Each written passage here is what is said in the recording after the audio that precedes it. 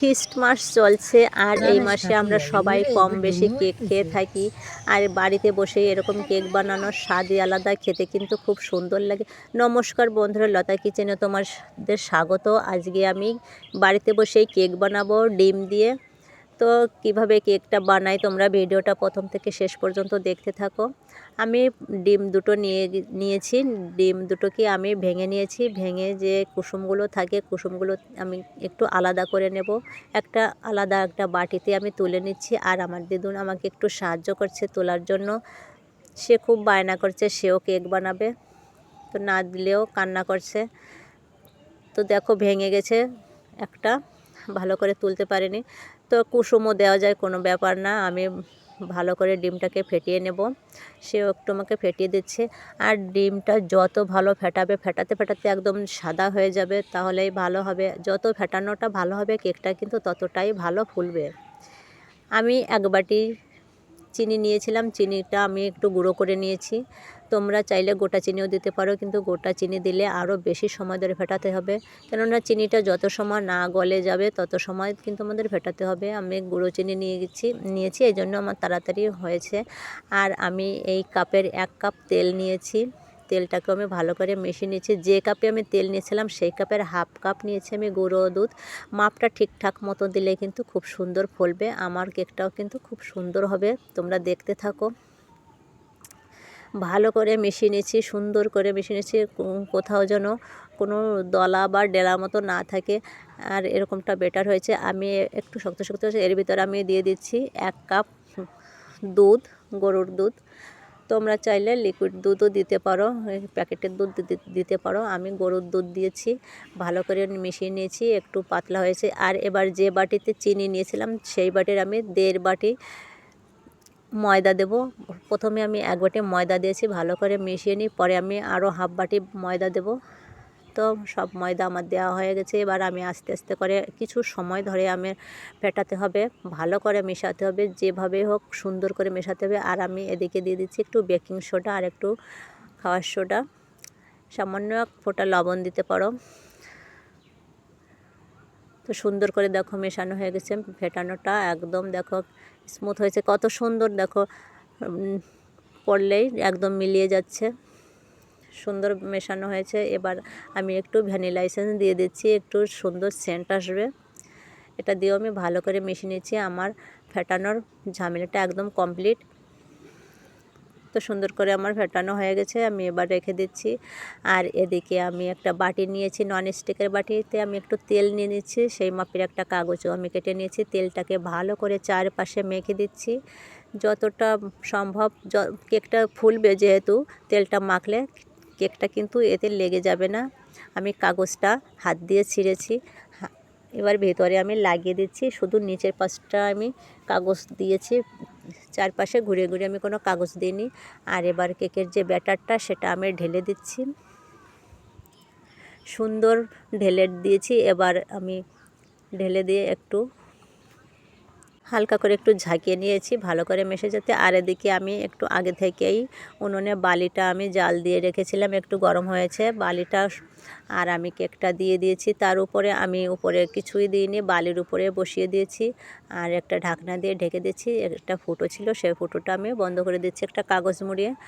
আর কিছু সময় ধরে আমি প্রায় 20 মিনিট মতন আমি জাল দিয়েছি। এবারে আমি একটু উঁচু করে দেখেছি আর কিছু কিশমিশ এর উপর দিয়ে আমি ছড়িয়ে দিচ্ছি। তোমরা যেরকম পারো সেরকম দিতে পারো, আমি আমার মতো করে দিচ্ছি। তো কিশমিশগুলো আমি চারপাশ দিয়ে একটু ছড়িয়ে ছড়িয়ে দিচ্ছি। তোমরা চাইলে এর সাথে আরও অন্যান্য ড্রাই ফ্রুটও দিতে পারো। আমার হাতের কাছে যেটা আছে আমি সেটাই দিচ্ছি। তো এভাবে আমি একটু সাজিয়ে নিলাম। আর আমি আবারও ঢাকনা দিয়ে ঢেকে দেব। তো আমি 20 মিনিট মতো আমি ঢেকে দিয়েছিলাম, আবারও আমি 10 মিনিট মতন ঢাকনা দিয়ে ঢেকে রেখেছি। দেখো কেকটা সুন্দর ফুলতে শুরু করেছে। আর আমার যে ঢাকনার নিচের যে স্ক্রুপেরটা সেটাই লেগে যাচ্ছে। কেকটা এত সুন্দর ফুলছে, তাই আমি ঢাকনাটা বাদ দিয়ে আমি একটা থালা দিয়ে দিচ্ছি,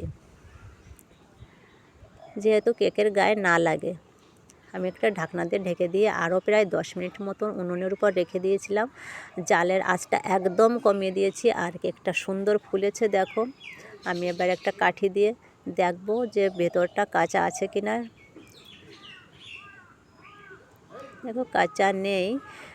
আমি আবারও একটু দেখছি চারপাশে।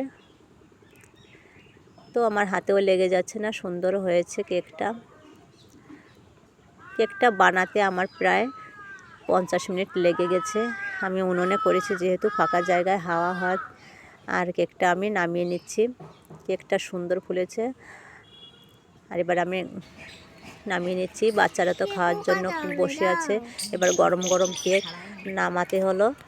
তো এবার সামান্য ঠান্ডা হয়েছে, এবার আমি একটু নামিয়ে নিচ্ছি হাত দিয়ে। একটু সুন্দর ছেড়ে দিয়েছি, আমি হাত দিয়েই তুলে নিয়েছি। কেকটা এখনও কিন্তু গরম আছে। আমি হাত দিয়ে কাগজগুলোকে আমি এভাবে উঠিয়ে নিচ্ছি। এদিকে আমার বেলাও চলে যাচ্ছে, সন্ধ্যা হয়ে গেল প্রায়। অনেকটা সময় লেগেছে। আমি এবার কাগজগুলোকে তুলে দিয়েছি। দেখো কেকটা আমার হাতের উপর উঠিয়ে দিয়েছি, একদম সুন্দর হয়েছে। নিচের পাশটাও কত সুন্দর হয়েছে, একদম ফুলে মানে কি বলবো সুন্দর হয়েছে। তোমরা বাড়িতে সহজেই এভাবে কিন্তু কেক বানিয়ে খেয়ে দেখতে পারো, খুব ভালো লাগে। কেক কিনতে কিন্তু অনেক পয়সা লাগে, বাড়িতে এভাবে একবার কেক বানিয়ে খেয়ে দেখো, পয়সাটাও বাঁচবে আর বাড়িতে ইচ্ছে মতনও খাওয়া যাবে। তো দেখো আমাদের গুল্লাও চলে এসেছে কেক খাওয়ার জন্য, আর আমি এদিকে পিস পিস করে কাটবো। কেকটা কিন্তু এখনও একটু গরম আছে, আমি ওকে একটু দেব।